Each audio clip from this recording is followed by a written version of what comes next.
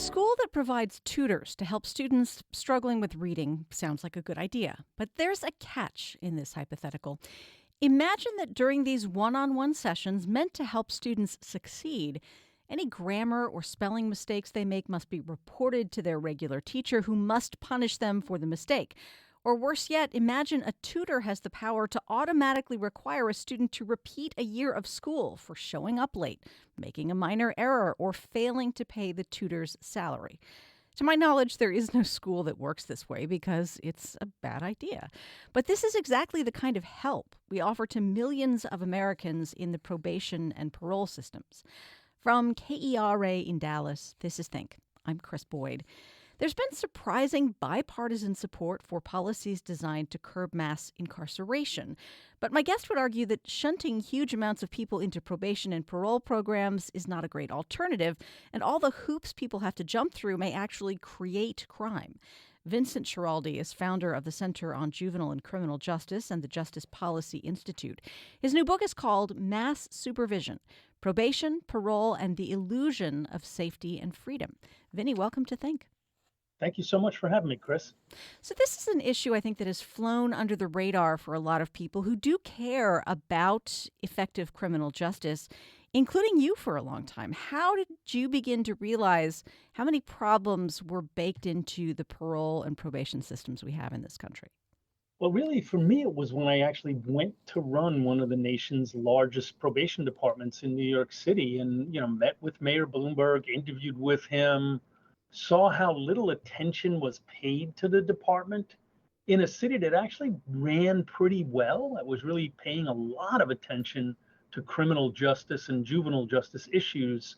But probation was, to call it an afterthought would even be to elevate its status. It was really a non-thought. I got in there and started meeting with staff. That morale was terrible. There had been several suicides by staff who were, feeling very much under pressure to revoke and incarcerate people for technical non-criminal violations of probation. And it was one thing to see that, but it was another thing to see in a very vibrant city that had a lot of activism and resources and research around criminal justice. And kind of nobody was paying attention. I felt I could have slept walked through that 4 years and no one would have noticed. You actually sat in on court proceedings one day and saw a woman ask for a jail term instead of another shot at probation. What made for her being locked up for a short time preferable to being on probation for a longer time? So yeah, I did a listening tour to find out what made my department tick. And when I went to the Manhattan office, they said, there's a couple of cases being heard inside Judge so-and-so's court. Why don't we go in? It's a couple of our probation cases. So I went in, and there was this woman convulsed in tears, saying that she wanted to be revoked and sent to New York City's notorious Rikers Island jail because she just couldn't handle the requirements of probation. She had a 4-year-old, for example. She was not allowed to bring her child to her meetings with her probation officer, which she had every week. She lived up in Harlem. The office was way downtown. So it took an hour and a half each way to get there. Plus, sometimes you'd wait several hours to see your PO. And she was running out of favors with her aunt, her mother, her grandmother, who were saying, "Take care of your own kid. I don't have the ability to do this anymore." And that, plus all the other requirements on probation, not stay out after curfew, not associate with someone else with a criminal record, don't travel out of the county without permission. All these things started to weigh on her so much that Rikers seemed like the better option. And indeed, that is what the court did that day. Before we get too far into this, we should probably cover the question of what the point is of parole and probation programs. What kinds of outcomes are they supposed to promote or prevent? So probation and parole were both founded in the 1800s, right around 1841, 42, believe it or not. Probation here in the United States and Massachusetts, parole in Australia. And probation's a front end program that was designed as an alternative to incarceration. You get it, at least theoretically, instead of incarceration. And it's supposed to help you turn your life around and reduce incarceration and therefore, by helping you turn your life around, improve public safety. Parole is at the back end. You've done your time in prison. You have a flexible sentence, let's say 1 to 3 years. You meet with the parole board. They say you've done lots of programs, you've behaved well in prison. You get out at 1 year, but you still owe a couple of years of supervision on the back end. Uh, both are conditional. Both are meant to help you, but they're conditional. And if you violate rules, presumably rules that were meant to relate to the two major goals, public safety and rehabilitation. If you violate those rules, you can be re-imprisoned. You can see early on that that was very rare. It rarely happened that a parole officer or probation officer would re-imprison somebody for a technical non-criminal act. As things got more and more risk averse over time, and we became a more punitive society, technical violations for non-criminal acts became so prevalent that now a quarter of people entering the United States prison system, which is the largest in the world, enter not because they committed a new crime, but because they violated some rule of probation or parole that costs us almost $3 billion a year. I want to talk a little more about the origin story of probation in the U.S. as an alternative to incarceration. Tell us about this philanthropist in Boston. I guess he made his fortune as a shoemaker and wanted to give back to his community. What kind of informal system did he set up? Yes, that's John Augustus. He was a cobbler, right, a bootmaker. And he was also an alcoholic, so he was part of a temperance movement. And he wanted to give back. And so he started to go to the Boston courts and asked the judges if he could bail people out and work with them to rehabilitate them and then return them to court in better shape than presumably they were when the judge was seeing them, instead of them going to the House of Corrections, which was the jail in Boston. And so he did this on his own, started bailing people out initially. It became so popular, then he started recruiting other members of the temperance movement to be essentially voluntary probation officers with him. This was a disruptive act. We talk a lot about disruptors today. John Augustus was an early disruptor. For example, the police and the court officers used to get paid per capita by how many people went to jail. So you'd get 75% if the person you arrested got convicted and jailed. And so by doing this, Augustus was interrupting their source of funds, and they started to then schedule people they knew he was interested in for inconvenient times of day. So he'd have to sit around in court all day long waiting for his person to come up. So much so that his business suffered, and he died penniless, and his business went under. His cobbling business went under. And in addition to these compromised motives that people may have had for sending individuals to prison, from the beginning, Augustus's idea was criticized as being, I guess, insufficiently punitive toward people who had indeed broken laws.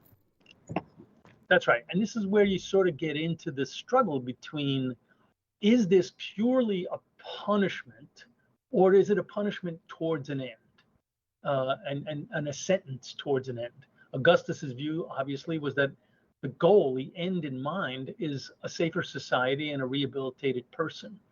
For others, it was just sheer punishment. And if it is sheer punishment, well, then anything that ameliorates that is a slap on the wrist. So I know early criminal justice efforts were often based on at least the idea that time behind bars could be spent learning to be better people. The focus for reformers early on was less punishment than rehabilitation? Early on, absolutely.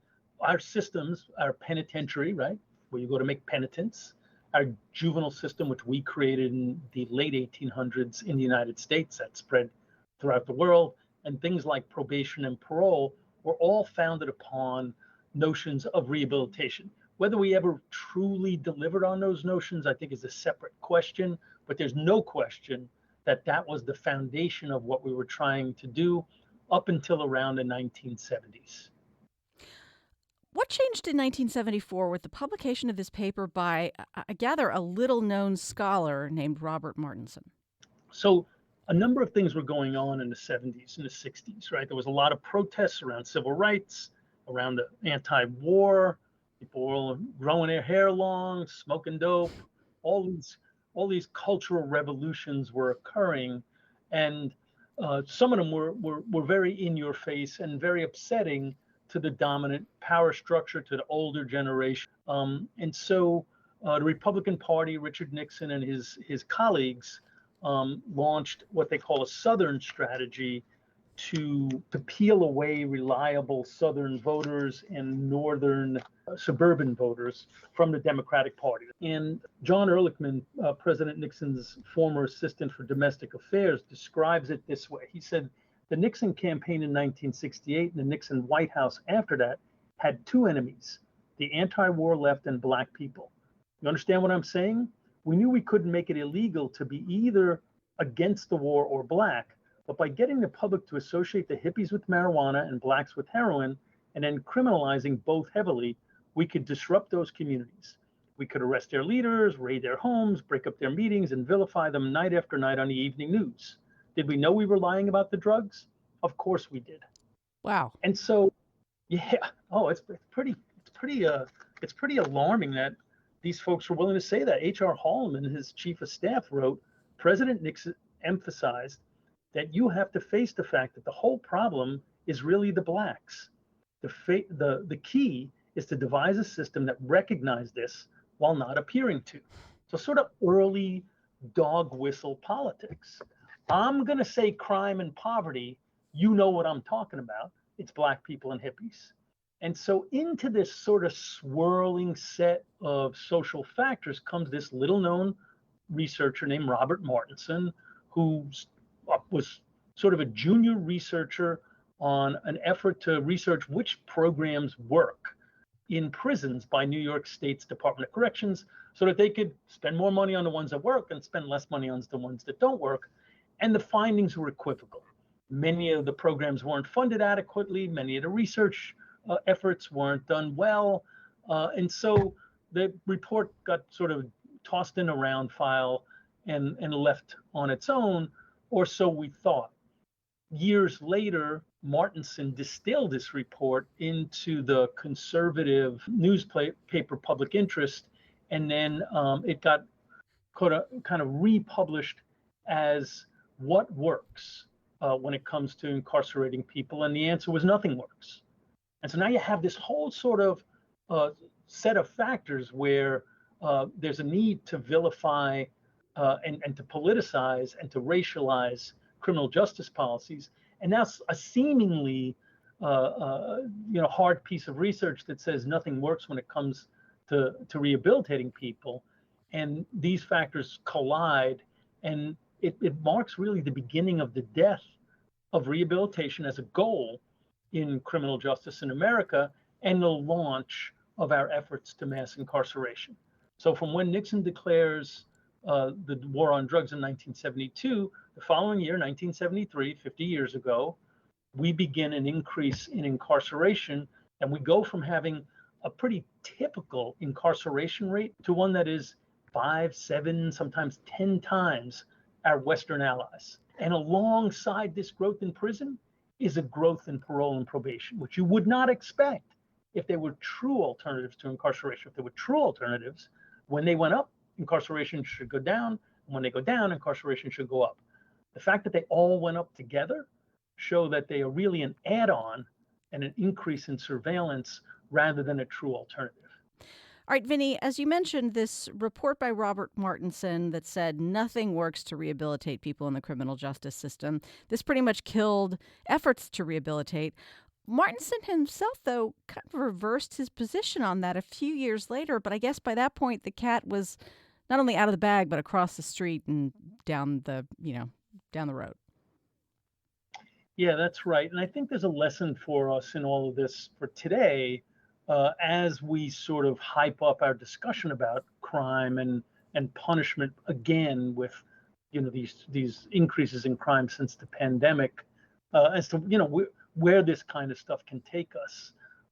Martinson said basically that his study actually didn't show that nothing works, that some programs actually did work. but nobody really listened to that because it sort of didn't go along the grain of the mood of the country. And so very often we're willing to just go with the mood rather than where the data takes us. The important thing about this now for probation and parole, which is different from corrections, because I've run a probation department, I also ran a New York City Department of Correction, Rikers Island. There's a very different experience for the two different kind of departments. If you run a prison system or a jail system and rehabilitation is dead, well, you still have your market share. In fact, you might have a greater market share because you are meting out punishment, you are meting out incapacitation, and you are meting out deterrence. All those things still fit quite well with a prison system without much of a change. But if you run in probation and parole, pretty much the largest thing you do is help rehabilitate people. So what do you have if rehabilitation is dead, if it doesn't work? And so the whole field pivots at that time and becomes much more surveillance focused, start loading people down with dozens of conditions that are very difficult, particularly for poor people to meet, and develops a hair trigger back to incarceration for missteps, large and small. So you write in the book that although it might be easy to, blame the shortcomings of parole and probation on the officers hired to do this work, many of them really care about doing a good job for their clients and their communities. But talk a little bit about what is required of folks who are enrolled in these supervision programs. What are some of the rules that parole and probation officers are required by law to enforce? So I'll give you a couple of examples, and maybe if it's okay, I'll tell you a story or two. So one is you can't stay out past a curfew, right? Again, seemingly reasonable thing, arguably anyway. So I meet one guy, speak on a panel with him, who was referred to a job program by his parole officer. He goes there to get him a good job, but it's an evening job. It's a tech job and it pays well above minimum wage. So it's a great job for the guy. He asks his parole officer says yes, but because his parole officer is not stupid, he doesn't go and ask permission up the chain, and he doesn't put it into the computer system because by the time he gets that permission, the guy won't get the job. It'll take too long.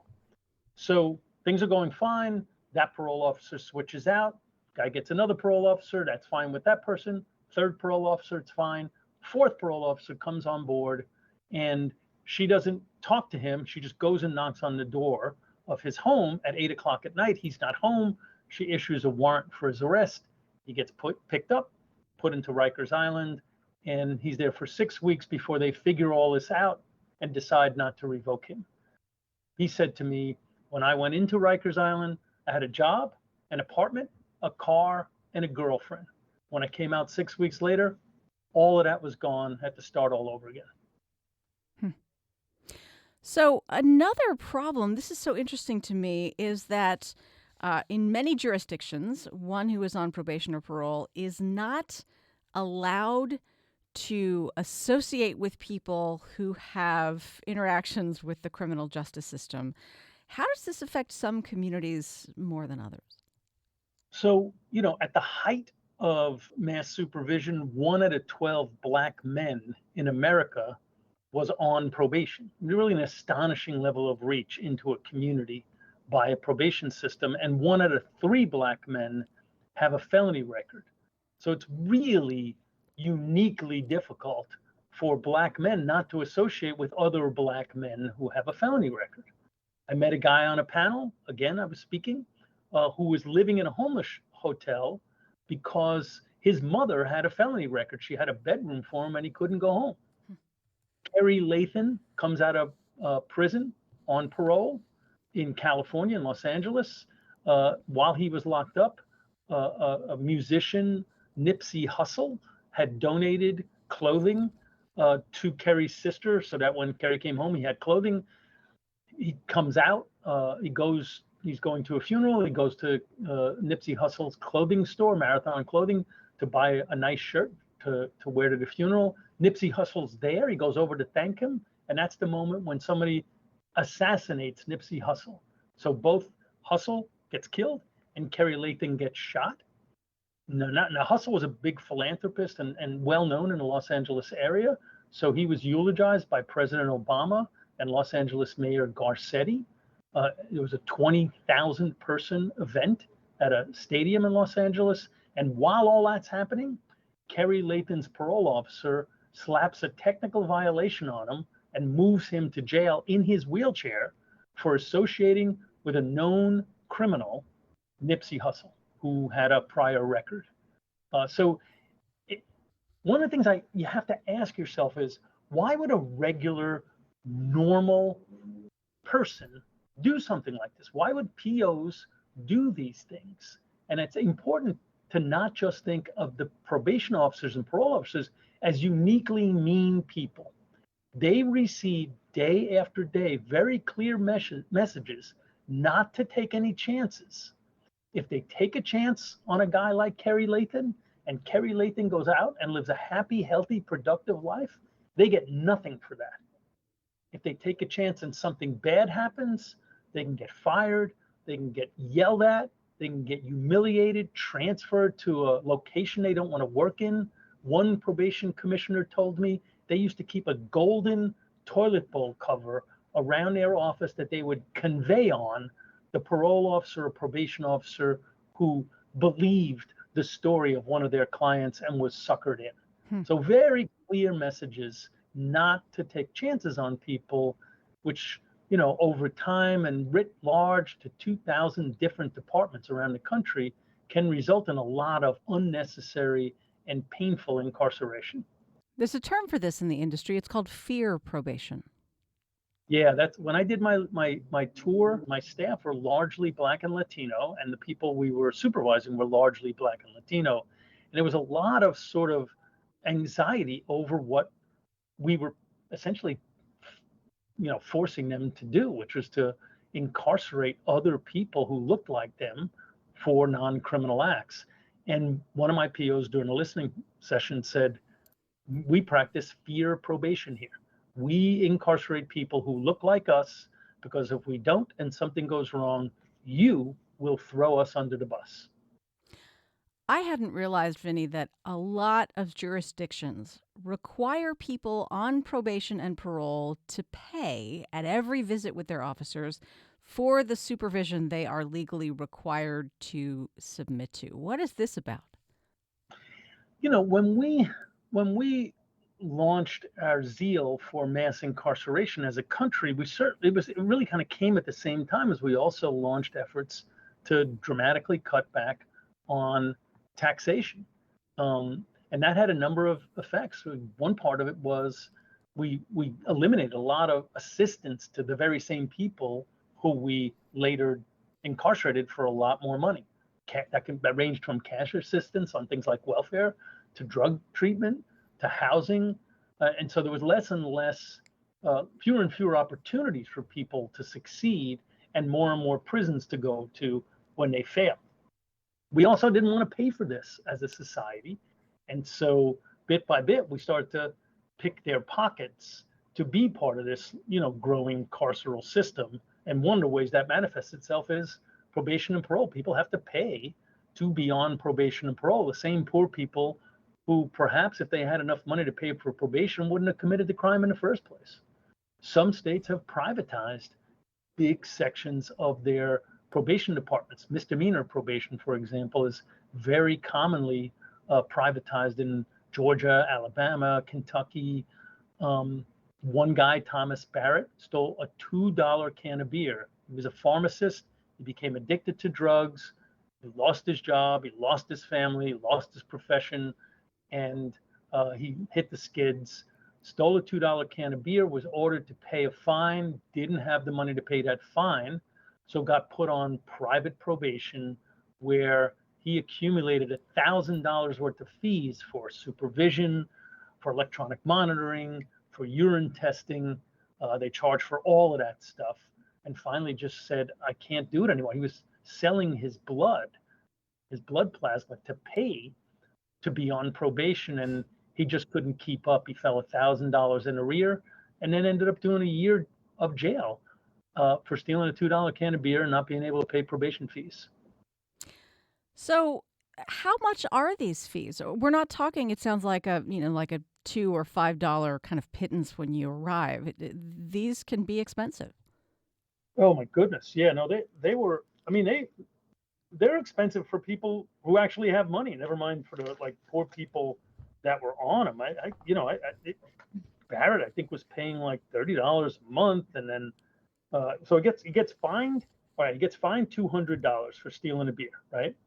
He says, I don't want a public defender because you have to pay $50 for a free public defender. Then they put him on electronic monitoring. That's $12 a day, $39 a month to be on private probation. So that's about $400 a month. And this is a guy who's on subsidized rent. He's only paying $25 a month in rent.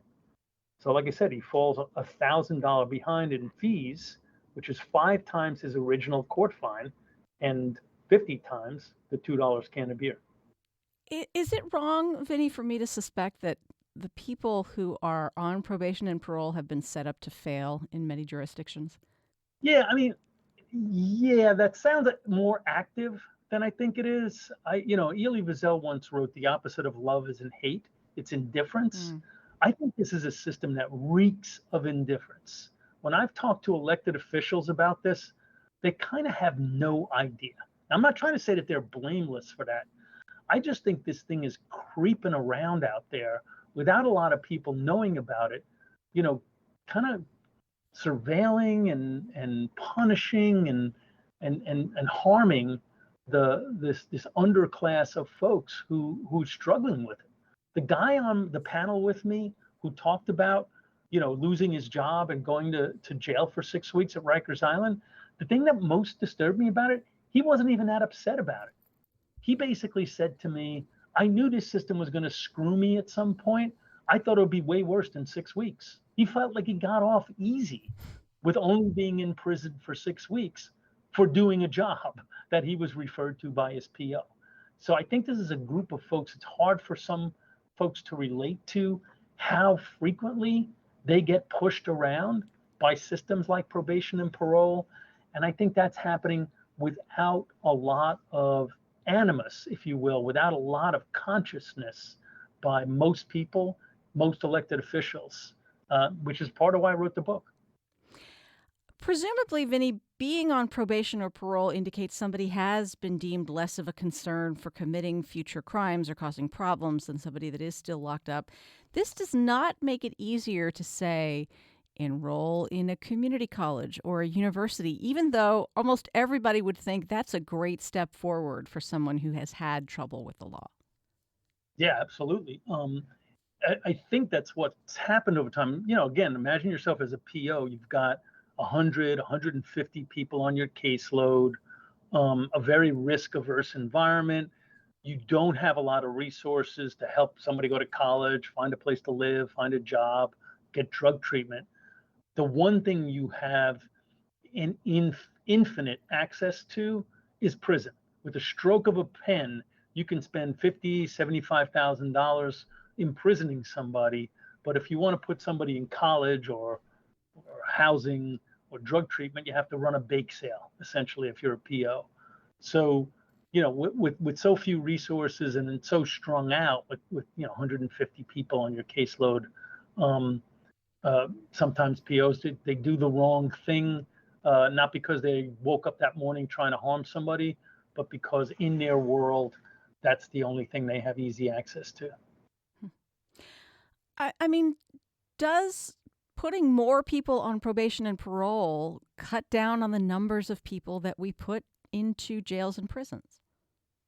No, it hasn't been shown to do that. We did a 50 state, 40-year analysis, my colleagues and I, that I write about in the book, of all the states. And we really tested the two questions that, are the essential nub of what probation and parole are meant to do. Does this reduce crime and does this reduce incarceration?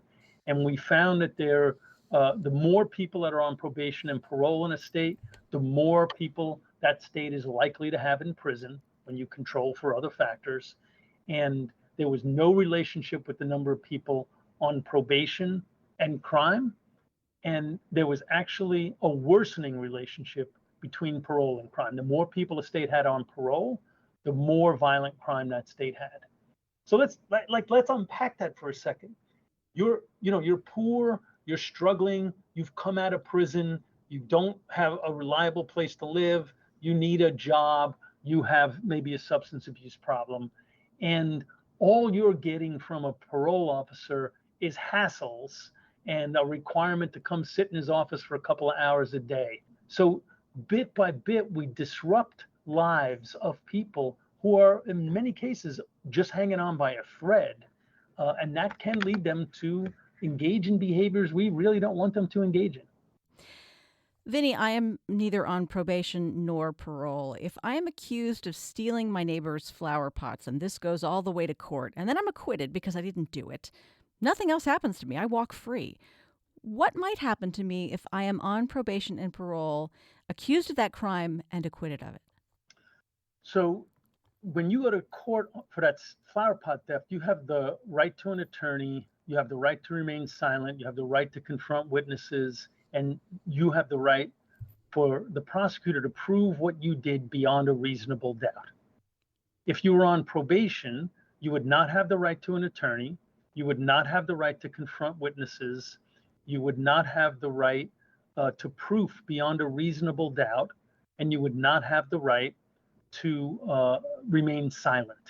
So, for example, your neighbor could tell a police officer they thought it was you. That police officer could go to your revocation hearing and testify. You would not have the right to call your neighbor, nor would you have a lawyer to cross-examine them. And so based on the conversation your neighbor had with the police officer, they could revoke you and imprison you, even though you were acquitted in a court of law for that. That's not just true of a crime, that's true of a non-crime. So of leaving the county without permission or staying out past 7 o'clock at night, same thing. You don't have any of those rights, even if you're not accused of a crime and you're looking at going back to prison.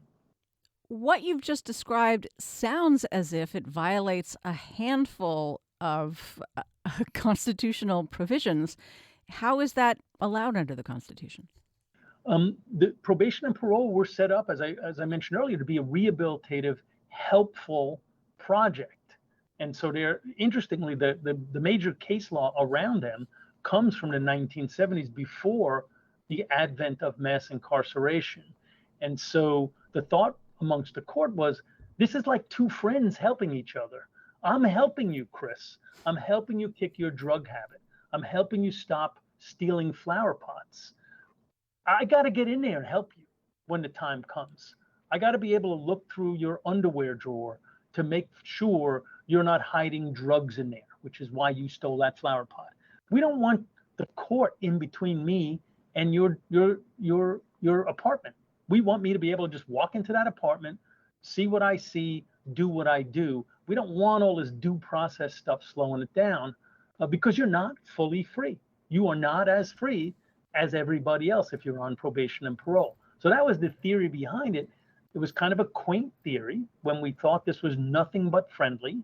And remember, when the court was ruling this, they had fewer people in the whole prison system than we now send back to prison every year for technical violations of probation and parole. We send more people back just for these non-crimes every year than the whole prison population of 1972, when the leading cases around probation and parole were ruled upon by the U.S. Supreme Court. So it was a very, very different time. What have you learned about how fears people have about being sent to prison on a technical violation affect the relationships between law enforcement in a given community and people on probation or parole? Yeah, I mean, I looked at two neighborhoods, Philadelphia and Oakland, California, where there were very high levels, particularly of young men of color, under supervision, on probation, parole, out on bail, out on pretrial release. And at a certain point, when there's that much surveillance going on, it changes not just the nature of the relationship between an individual, between Vinny and a court system, but between the whole neighborhood and the court system. Because now it's not just me, Vinny, that doesn't have the right to keep a probation or parole officer out of my apartment, but my wife and kids don't either. So people can come walking into my apartment and they can look at things. And maybe I smoke pot, and maybe there's some marijuana on the coffee table in my living room. And now my wife is looking at losing control of her kids because that's going to get reported to child welfare. Or maybe the guy that owns the corner store is sympathetic because he knows I'm trying, and he knows I'm trying to kick my drug habit. So maybe he provides me with a plastic bag full of clean urine for me to bring into my probation office when I go get tested. So now all of a sudden, this guy is kind of drifting in to the criminal world in a way he wouldn't have otherwise done. So bit by bit, whole communities can feel and actually be surveilled in ways that it very directly flies against the goals that we're all trying to achieve, which is obviously more public safety. And that's what we saw in Philadelphia and Oakland in some of the more careful studies of those neighborhoods that ethnographers did. Tell us about Milwaukee, Wisconsin, which is the first city in the country to create, I guess, a purpose built prison for people under community supervision who flunk out of that. What's been the fallout there? Yeah, I mean, in Milwaukee, the number of people in one particular neighborhood, which is arguably the most incarcerated and surveilled zip code in the world, is that um, uh, you know a stunningly high proportion of the black men in that neighborhood are under surveillance or in prison or in jail. A quarter of the folks, and they spend several $100 million, the state does, running a jail that's built in Milwaukee, just a few miles away from that heavily incarcerated zip code, um, just for people on technical parole and probation violations. It was the first in the whole country where they built a whole jail just to hold people who hadn't committed new crimes. And so, who is ending up? I mean, it seems like if you've got this jail, you're going to want to fill it in the same way that if you've got a hammer, you want to nail something. Oh yeah, and one thing that happened right away was in some states they can jail you while you're waiting to have your case resolved on a probation or parole violation. Uh, in Milwaukee and in the state of Wisconsin, you can put somebody in jail for 2 weeks until they have their hearing. The number of folks that got locked up uh, that way, during that for 2 weeks, exploded. And then very often they would just drop the case on day 13, uh, really just using that 2 week um, period as a way to sort of um, give you a little punishment by your PO that never had to go before a court. All right, Vinny, we've talked about the ways these programs often fail to work as intended. The next obvious question is, are there alternatives? Yeah, no, I think there are, and I think that's hopeful. There's more experimentation with alternatives. Some states have dramatically shortened the amount of time you can be under supervision. One interesting thing I think is basically saying to people, we'll give you 30 days off of supervision for every 30 days you don't get a technical violation. And the thing I like about that is it incentivizes a positive behavior rather than just focusing on punishing bad or undesirable behavior like staying out past curfew. And so it's a powerful motivator for people to get off supervision earlier. It's incredibly stressful to be under supervision. And so I think that's a good example. Some states have just straight up shortened the amount of time that you're under supervision. California just passed laws that shrunk probation and parole time to 2 years for felonies, 1 year for misdemeanors. New York did that as well. You could diminish the kinds of things that people can be locked up for. There's a law passed in New York that severely cut back on how long you could stay incarcerated for a technical violation, what kind of technicals you could get. Louisiana passed laws very very much abridging how much time you can get, with the notion being that if you're going to give time, the most impactful thing is a short hit rather than a long period of time incarcerated. To my mind, all of these things save very quantifiable amounts of money. And what we need to do is at least capture a portion of that money and put it back into communities that have lots of people committing crimes in them, lots of people needing services, so that we can go back to where we used to be, which was trying to help people out that had run afoul of the law. So California has, when they reduced technical violations and reduced the amount of time you could be under supervision, literally returned hundreds of millions of dollars to their counties to buy victim services, to buy drug treatment services, and to buy mental health services for people who had run afoul of the law or who had been victimized. New York set up a whole network of community programs to help people using, in part, the money they saved from not incarcerating so many people. So I think that all of those are viable. I also recommend experimenting with just eliminating supervision. There is not a piece of research I saw during the years that I wrote this book that shows that this is benefiting society. So could we experiment with and study carefully not having it? I was an expert on a private probation case in Giles County, Tennessee, where the state pays for supervision on felony probation, but counties have to pay for it on misdemeanors probation. So Giles County had a private probation provider, was doing to the residents of Giles County what I described about Thomas Barrett. It was charging people a lot of money who were poor to be under supervision. A law firm sued. They used me as their experts. They won. And now there is literally no misdemeanor supervision in Giles County. If you go there for stealing that flower pot before a judge, the judge will order you to pay the flower pot back and write an apology letter and whatever else the judge thinks is appropriate, and set another hearing date for 6 months from now. You come back and you report to the judge what you did. That's it. That's it. You don't have to hire a probation officer. You don't have to pay a private probation officer. They're not revoking you for staying out past 7 o'clock at night. All of that stuff is gone. And so people can live their lives. And if they don't do what the court tells them, they could be in trouble. And if they reoffend, they could be in trouble. But if they don't reoffend, importantly, they cannot be in trouble, which is what's happening with people on probation and parole.